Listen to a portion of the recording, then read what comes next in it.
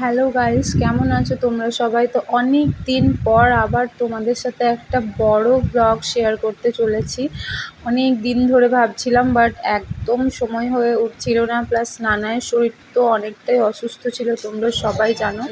তো বিয়েবাড়ি গেছিলাম সেটাও জানো, বাট সেই বিয়েবাড়িরই বড় কিছু ক্লিপ আমি নিয়ে রেখেছিলাম যে পরে আপলোড করব করে। তো পরে পরে করে আর করাই হচ্ছিল না। তো ফাইনালি আজকে আমি ওই ক্লিপটা আপলোড করব। তো আমি তো বলেইছিলাম আমার হাজব্যান্ডের বেস্ট ফ্রেন্ড সোমনাথের বিয়ে। তো সেই বিয়ে বাড়িতে গেছিলাম রিসেপশনের দিন। তো সেই রিসেপশনের দিনেরই ক্লিপ রয়েছে আমার কাছে। তো সেটাই ভাবলাম যে একটু ভালোভাবে যদি আপলোড করে দেওয়া যায়, তোমাদের সাথে শেয়ার করা যায় তো কেমন হয়। তো দেখো, আমরা তো বিয়ে বাড়িতে চলে এসেছি, ঢুকছি যেখানে ব্রাইড রয়েছে, তো সেখানেই যাচ্ছি আমরা।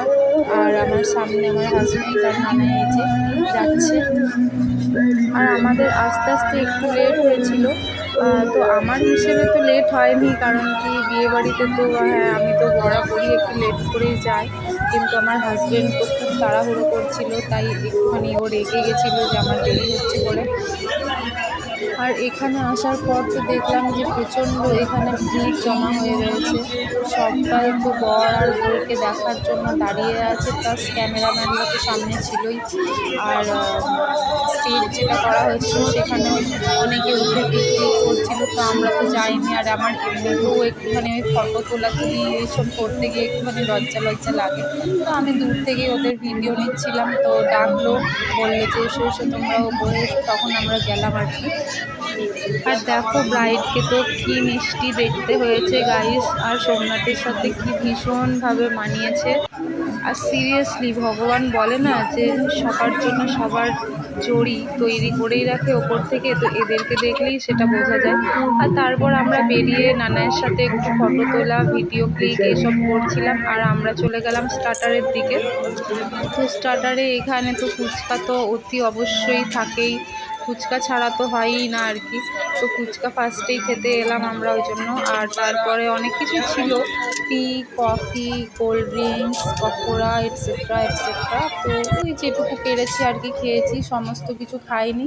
আর হ্যাঁ, নানায়ের শরীরটা সেই দিন থেকেই খারাপ ছিল, কিন্তু ওকে দেখে আমরা অতটা বুঝতে পারিনি যে ও এতটা বেশি অসুস্থ হয়ে পড়বে। সেই দিনের পর থেকেই কিন্তু ও অসুস্থ হয়েছিল, মানে ভীষণভাবে অসুস্থ হয়েছিল। কিছু ও খেতে চায়নি, এইগুলো দেখছে জাস্ট ও হাতে মানে নেবে বলে। এমনিতেও একটা দুটো বাইরের জিনিস দেখলে খাবো বলে।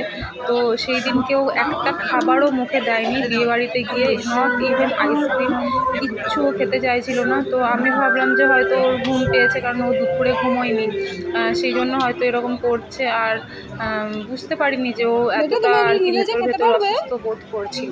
দেখো এখানে পাকোড়া স্টল যেখানে ছিল সেখানে গিয়ে ও গল্প করছিল এই দাদাটার সাথে।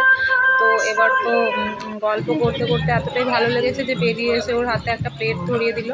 আর তারপর আমরা বেরিয়ে এলাম, কারণ এখানে কনে যাত্রী আসছিল, তো হই হুল্লোড় আর বাজনা টাজনার আওয়াজ শুনে আমরাও বেরিয়ে এলাম।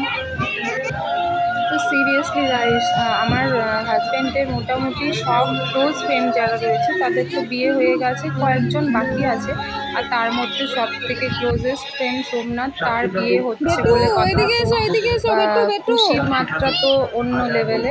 আর খুব অধীর আগ্রহে আমি সোমনাথের বিয়ের অপেক্ষাও করছিলাম। আর সব শেষে তো আমরা এখানে রাত করেই একটু খেতে বসলাম। সবাই ছিল, মানে আরও আমার হাজব্যান্ডের ফ্রেন্ড এবং তাদের ওয়াইফ সবাই ছিল, তাদের সাথে গল্প করার পরে আমরা খাবার খেতে বসেছি। আর খাবারটা আমি পুরো সব কিছু শেয়ার করতে পারিনি, কিন্তু হ্যাঁ খাবার তো সেই ছিল। সমস্ত প্রত্যেকটা খাবারের টেস্ট যেমন ছিল আর মেনুও সেই রকমই ছিল।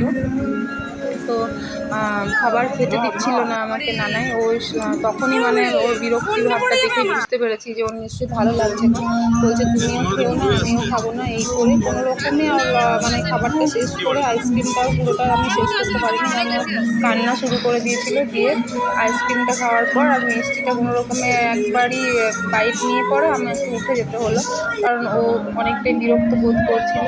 আর এই দেখো আমরা সবাই এখানে রয়েছি, এটা হচ্ছে আশিস আর তার ওয়াইফ মনু। তো এরাও হচ্ছে আমার হাজব্যান্ডের খুব ক্লোজ ফ্রেন্ড।